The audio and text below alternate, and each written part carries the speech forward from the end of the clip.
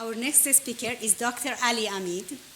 Dr. Amid is an assistant professor of pediatrics at the University of British Columbia and a pediatric hematologist and the director of the hemoglobinopathy and iron overload clinic at the BC Children's Hospital. Dr. Amid's clinical and research interest is in the field of thalassemia, sickle cell disease, iron overload, and thrombosis.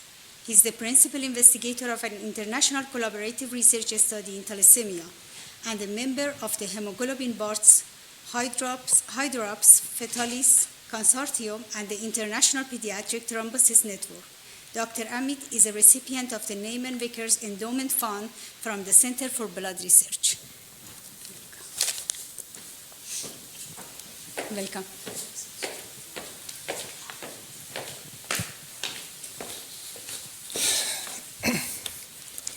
Thank you so much for having me.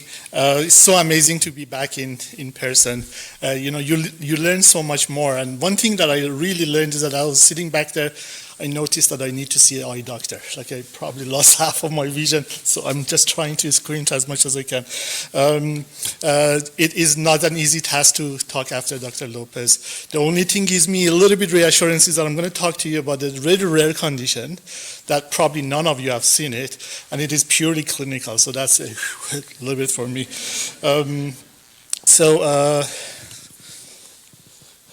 So these are my disclosure, and as in my bio, I'm honored to have a recipient of the Neyman Vickers Endowment Fund for my research. So this is high school, basically medicine.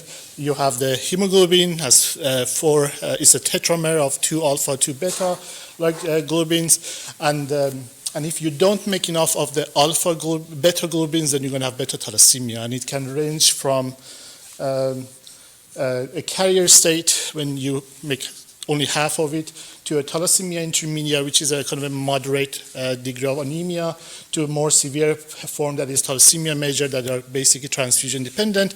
On the alpha side, if you don't make enough alpha from your duplicated alpha genes, you may have again a carrier trait.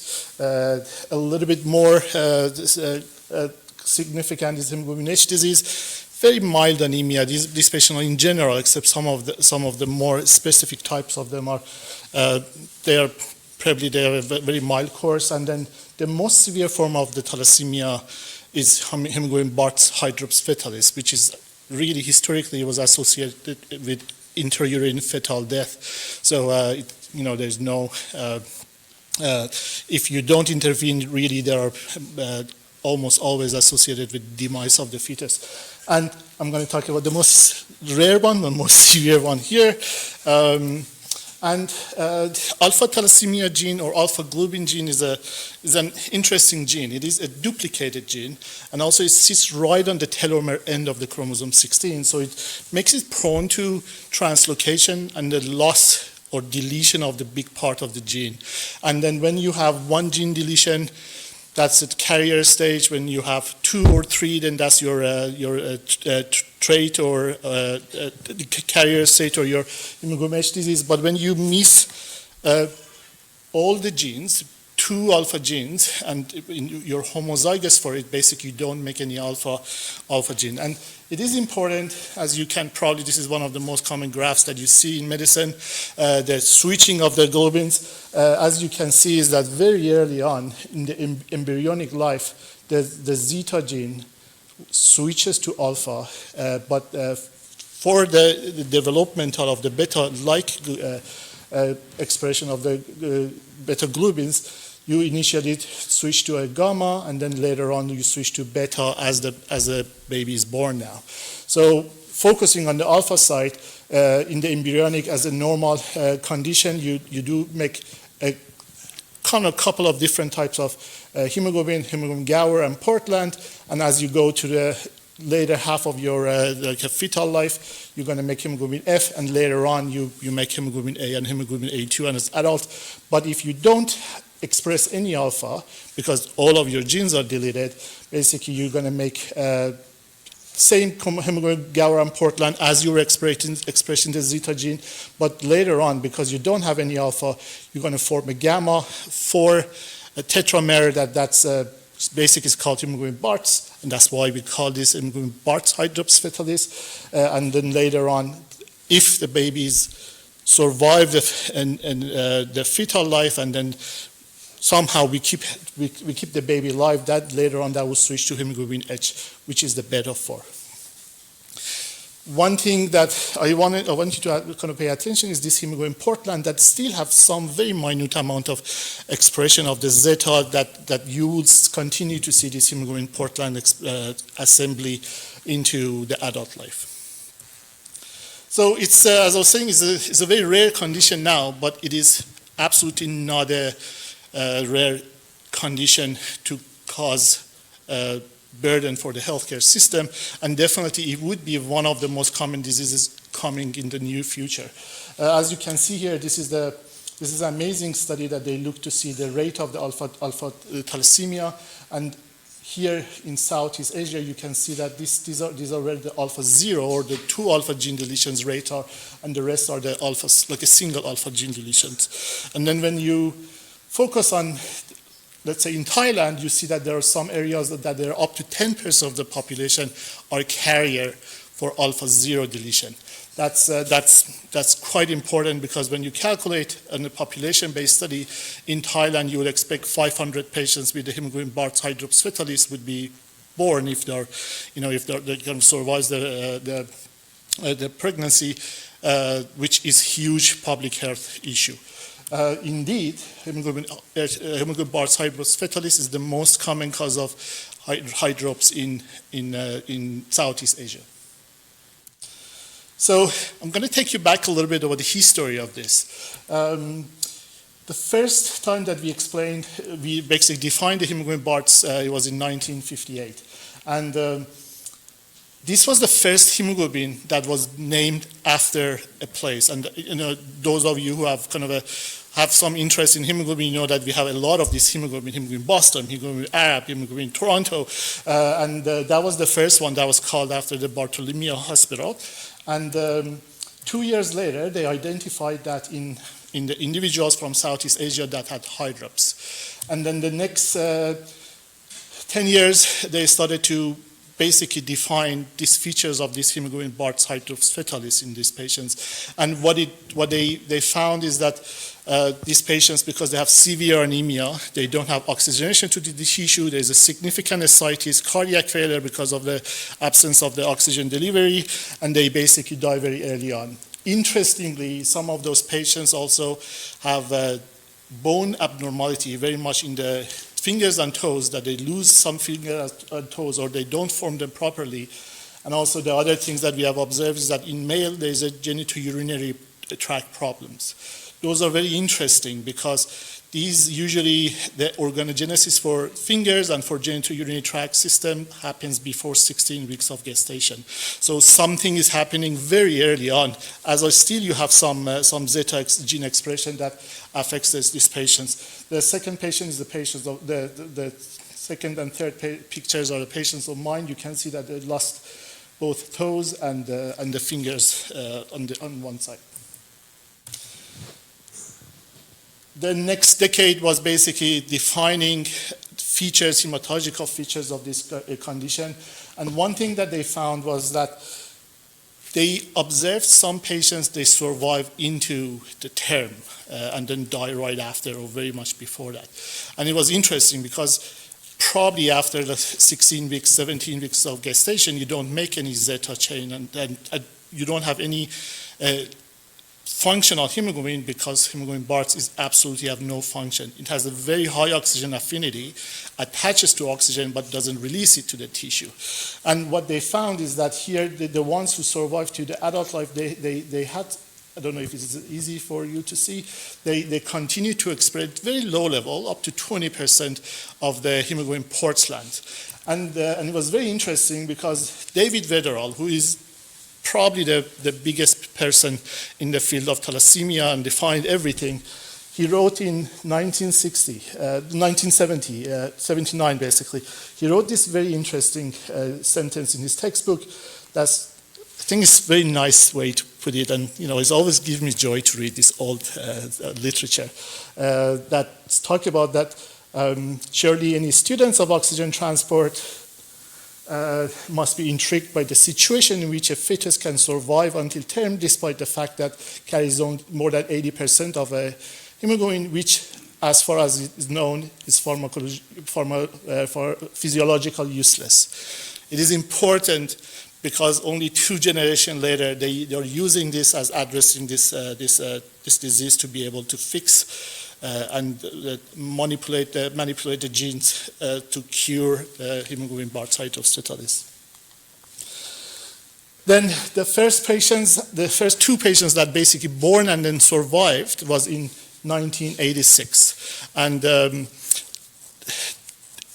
there was a fight between Edmonton and Boston to publish this sooner versus the other, and then the Journal of Pediatrics, they decided to publish them both at the same time. So it just took that kind of a discussion between them, but still they just keep asking which month your patient is born, and like they're still trying to argue with each other which one is the kind of the older person. So those patients with improvement in the postnatal care and advances in the NICU management, those patients are still alive. I've seen one of them around in the mid-30s, and the other one, I'm following from the fall how that person is doing. Then 10 years later, they started to say, okay, so the problem is anemia during the fetal life. Why don't we do intrauterine transfusion? And that's basically a process that they give the blood through the cord and placenta to the baby so that baby has enough oxygen carrying capacity through the red blood cells so that can survive to the birth. And then once the patient is born, then basically we're going to be on chronic transfusion for the rest of the life. These were all very exciting, and then we started to do bone marrow transplant and curative option for these patients. And as the time goes, with this data, more and more patients started to be reported over the next 20 years. But when we started to look back at these patients, then we have observed a couple of things. One is that if these patients are born and survive, and then we offer them chronic transfusion, their survival is good. They will survive as long as we continue to give them transfusion, like beta thalassemia patients. The other thing that we found is that intrauterine transfusion is universally successful. Very rarely you offer intrauterine transfusion and the patients won't survive. So it is something that would absolutely be helpful to bring the baby to the term and delivery, and then for supporting the baby for the rest of the life. Also, we have seen that the curative options are effective, similar to beta thalassemia patients. But one thing that when we look back, we noticed that a lot of these patients, they had problems with their neurocognitive achievements. And some of them had severe problem with the neurocognitive achievements. So it gave us a little bit of a pause. And you can see that after that, there's not a lot of patients have been kind of reported, because we really thought that, are we doing justice to give these patients the care so that they just are born with a chronic condition and a neurodevelopmental problem? This is an ethical dilemma for us. That resulted us to get together and then create an international registry to really look at all these patients systematically rather than just patient case reports. So in the international consortium that we developed in 2015, we gathered around 70 patients, and what we have found is that there is really very wide variations how the patients were provided care, and then in terms of their age, and something interesting was that there are very little number of the patients were deceased, and these 2 patients, one of them because of the transplant complication and the other one because of the infection, so they were not really related to alpha thalassemia. And we also noticed that providing intrauterine transfusion significantly improved the outcome perinatally, meaning that they were born on time, more like at term, and then they had less complications associated with the perinatal complications. One thing that we also observed was that there was significant problems with the weight and height gain. The patients they had delay in development as well. And it did not seem that the intrauterine transfusion changed that much this outcome. So this was, again, kind of somehow supported that the patient would survive, but we have to learn better how to provide care for them. They're probably not exactly like beta thalassemia. And also we noticed that intra-urine transfusion, with or without it, still some patients would have neurocognitive outcome problems, and then which opens an area for more research. But as good as this was,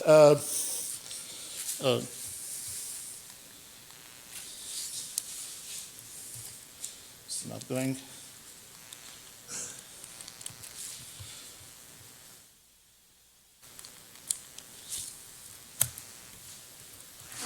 It's not moving.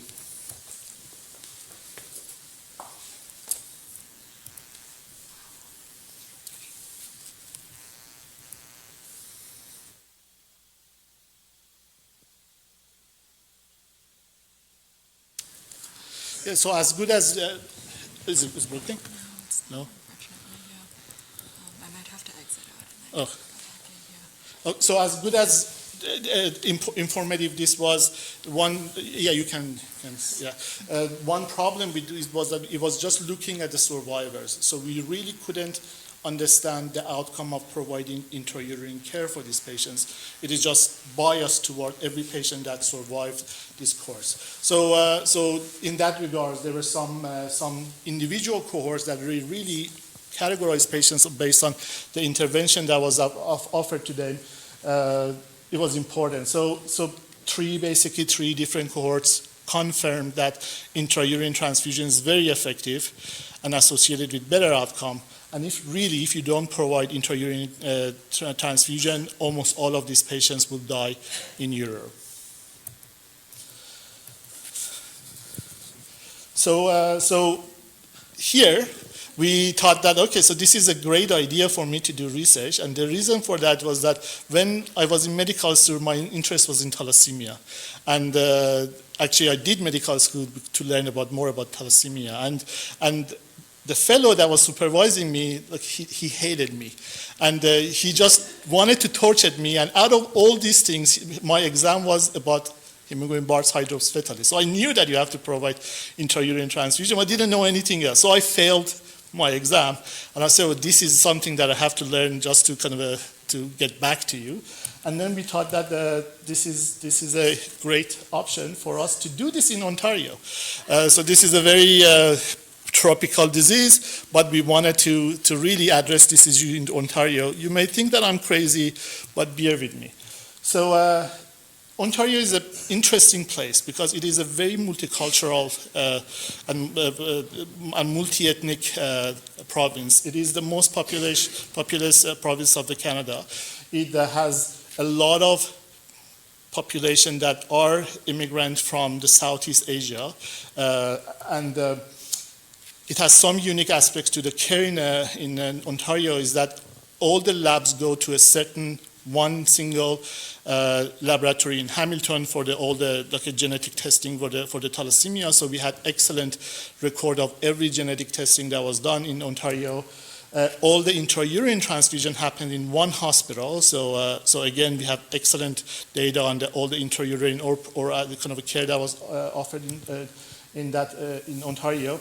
And we had a very close communication between all the hemoglobinopathy clinics in Ontario, and basically all the survivors were in only 2 clinics that were being followed. So it provided us a really good opportunity to have kind of a really longitudinal study on these patients. And what we did is that we identified 99 patients throughout the 25-year period. At the matter of the significance of it, you can see that every year we had 4 to 5 affected pregnancies that has been referred to our clinic for management. And then the other things that besides that, some of these patients had even zeta gene deleted. So they only had 1 zeta gene and they survived, meaning that you only need 1 zeta gene to be able to carry on until you start to express your beta, your alpha.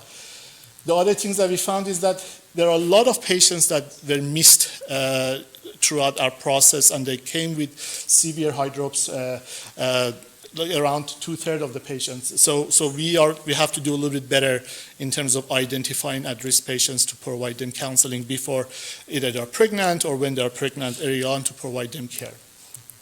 And what we found is that basically through this process, 13 patients out of this 99, they elected to go under intrauterine transfusion. And something that we noticed is that the earlier you do intrauterine transfusion, that's associated with better outcome. And then if you delay that to more than 28-week gestation, then the risk of survival is much less. So that showed us that the sooner you do this, the better the outcome would be. We also noticed that the perinatal outcomes are very different. So patients who were provided intrauterine transfusion, they were born more at term, they had less complications. One interesting thing that we found was that really hemoglobin level didn't mean anything in terms of when they come, and the intrauterine transfusion was that, meaning that really this hemoglobin that is non-functional, who cares how much hemoglobin you have? It is just, you have 100 or 50 of it, it is non-functional, so that's why they're all significantly have high drops.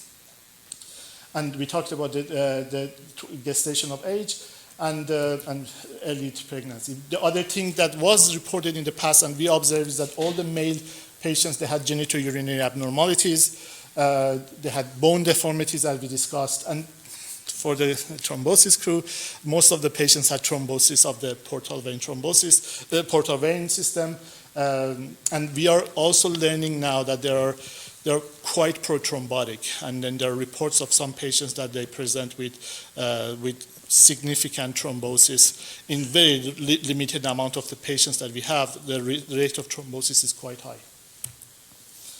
We also looked at neurocognitive outcome of our patients, and we noticed that actually our patients didn't do that bad. One thing that was common is that the attention and memory, probably if it's me, my attention is terrible, so I will be doing much worse than any of these patients, to be honest with you. So they had really acceptable neurocognitive outcome, our patients. Because they started to receive iron transfusion very early on in utero compared to beta thalassemia patients that has much earlier transfusion, transfusion-related iron overload, and that is significant because our medications for iron chelations, when you start them very early on, they have quite a lot of side effects on the kidney and the bone development. So it creates a lot of dilemma for them how to manage this very early iron overload in these patients with these medications that then you're going to have medication-associated complications. As I was doing this study, I noticed that something that was quite unexpected, and that the patients with beta thalassemia, when you start them on transfusion, basically you suppress their bone marrow, they don't have any reticulocytosis. In these patients, we saw that they have actually quite a lot of reticulocytosis, and as they get older, their reticulocyte went even higher. So they didn't have ineffective erythropoiesis, unlike the beta thalassemia. They actually have a very effective erythropoiesis that by age it has increased. So here I went to my mentor at the time when I was fellow and said, Dr. Kirby, what would you say? How should we deal with it? And she told me, Ali, 95% of the people, if they look at the smear and if they do the physical exam, they will find the answer. And I went and looked at the smear, did a full physical exam of the patient, and I came back and said, Dr. Kirby, I found it. She said, what did you find? I said, I found it. I'm in that 5% that don't understand anything. So basically what she said is that go back and do the hemoglobin H stain, and then what we did is that we look at the hemoglobin H, and this is a fascinating picture. So the patient's hemoglobins that patients makes, the endogenous hemoglobins, you see that they're all full of these little inclusions that we call hemoglobin H inclusions. These cells are absolutely the only thing that they have, this hemoglobin H. And the other ones are the donor red cells. And as you can see here, half of the patient's hemoglobin are almost its own hemoglobin, or red cells are its own red cells, and then half of it is the donor. And we also found that they have significant splenomegaly, which is very different than the beta thalassemia patients as well, when they're on transfusion. And then we did electrophoresis on these patients, and we saw that actually most of these individual patients' hemoglobin was hemoglobin H. And this is very important. The reason for that is that hemoglobin H, similar to hemoglobin Bart's, has no function. It attaches to oxygen, doesn't release the oxygen to the tissue. So this is a very interesting graph. The normal red blood cells oxygen dissociation curve is here. This is the hemoglobin H patient right in the middle. And those are usually have 5 to 10% of the hemoglobin H. And if you have a patient that have only hemoglobin H, you can see that how the curve is to the left basically does not release any oxygen to the tissue. That brought us with the concept of, in these patients, treatment like any other patient with thalassemia is not appropriate. We have to really calculate a function in hemoglobin for these patients rather than just a total hemoglobin. The idea was that the patient's hemoglobin H that is non-functional will cause a significant hypoxia. Because they don't have ineffective erythropoiesis and have very effective erythropoiesis, they're going to increase their reticulocytes, and this cycle will go on. And these patients, after some time, most of their red cells are becoming endogenous, non-functioning red cells. So what we did, we started to transfuse this patient more aggressively, much more aggressive than the patients with beta thalassemia. And as you can see, all the hemolytic markers started to come down. The gray shaded area is pre-aggressive transfusion, and post-aggressive transfusion. And you can see that it corrected almost every aspect of problem. Now we are transfusing these patients with a normal hemoglobin on the lab. And, it was anywhere we were going, people said, you're crazy to do that, but really not understanding that total hemoglobin has a lot of non-functioning hemoglobin that you have to get rid of it. We think these days that probably the best approach is to do exchange transfusion. Remove the abnormal hemoglobin containing red cells and then replace it with a much more amount of the donor cell. And we said, okay, so if this is a different disease, they should have different iron overload pattern. And as you can see, they were very different in terms of the pattern of the iron overload. These are exactly the patients that have been treated exactly the same, alpha thalassemia versus beta thalassemia.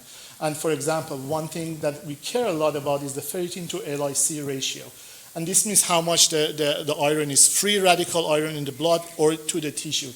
And as you can see, there's a significant difference between them in the beta thalassemia population versus alpha thalassemia population, meaning that these patients, in addition to iron that you give through the transfusion, because of their significant hemolysis, they're going to have a lot of iron absorption through the gut. So these are a really good candidate for the novel iron chelation medication that targets the hepcidin pathway. We also looked at their growth parameter, and we saw that there's a significant difference between alpha thalassemia patients and beta thalassemia patients. We looked at the endocrine complications, and we saw that most of our alpha thalassemia patients had endocrine complications. All of them had endocrine complications, and some of them had many different types of endocrine complications compared to very little of our beta thalassemia patients. We then said, okay, so it sounds like we have patients that are not being managed properly. They have a lot of hemolysis. They have a significant anemia. This sounds like a sickle cell disease. Let's see if we can find the complications of sickle cell disease in these patients as well. And what we looked to see if these patients, like sickle cell patients, would have silent cerebral infarct because of the increased vascular reactivity, and NO, which is an oxygen, because of the free hemoglobin in the blood. And what we saw is that most of our patients had silent infarct. And we think that all those patients who had, despite intrauterine transfusion, they had neurocognitive outcome problems. They might have problems with the silent cerebral infarcts because of postnatal management that was not optimal. That brought us out, now these patients are surviving, to some interesting ideas. One of them is a phase 1 trial that they basically use the mother's CD34 cells to transplant to the baby as a fetus, and then that will develop a sense of self for the mom's CD34 cells, with the hope that later on, when the baby is born, you can offer a transplant to these patients without going through the basically significant kind of a toxic chemotherapy. That hasn't worked yet because of the significant problem with their bone marrow throughout the whole process of erythropoiesis. Another thing that people are doing now is looking at the gene modulation to bring back the alpha gene to produce the zeta gene through the acetylation. And here, as you can see, that these are post-treatment. This is pre-treatment, and they were able to partially increase the hemoglobin Z, and that's what makes the hemoglobin Portland that basically is functional hemoglobin and allows the patients to survive later on. This is not perfect, but it is a beginning. Mind you, switching in alpha thalassemia is very more difficult than in beta thalassemia, and we are kind of trying to learn more about that. So in conclusion, hemoglobin H hydrocephalus, now we call it alpha thalassemia major. It was a university fetal condition. Now they all survive with intra-urine transfusion. You can expect a neurocognitive outcome with good antenatal intra-urine transfusion and postnatal care. But they have more complication compared to the beta thalassemia patients. It is a distinct disease that has not been explained in the past, and so we keep learning a lot about this, and it needs a unique transfusion approach.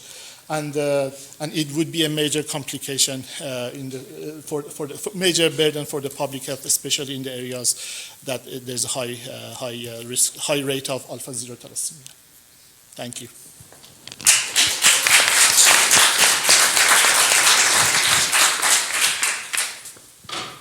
Maybe we can just take one question because of the time. Talk so much.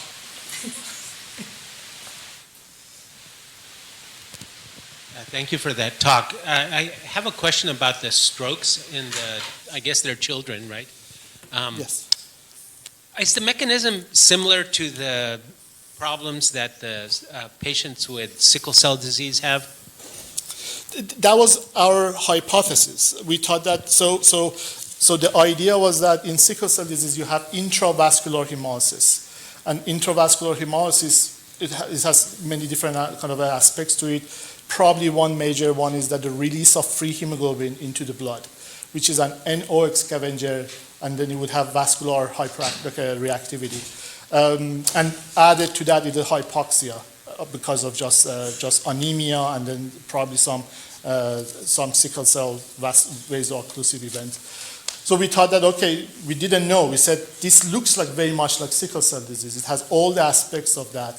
Let's look into see whether this happens. So we haven't looked into the molecular or cellular level, but we were surprised to see exactly the same as the sickle cell patients. These patients have silent infarcts. Thank you. Is that okay if they contact you? Oh yes, absolutely, yes. Okay, thanks so much. Thank you very much.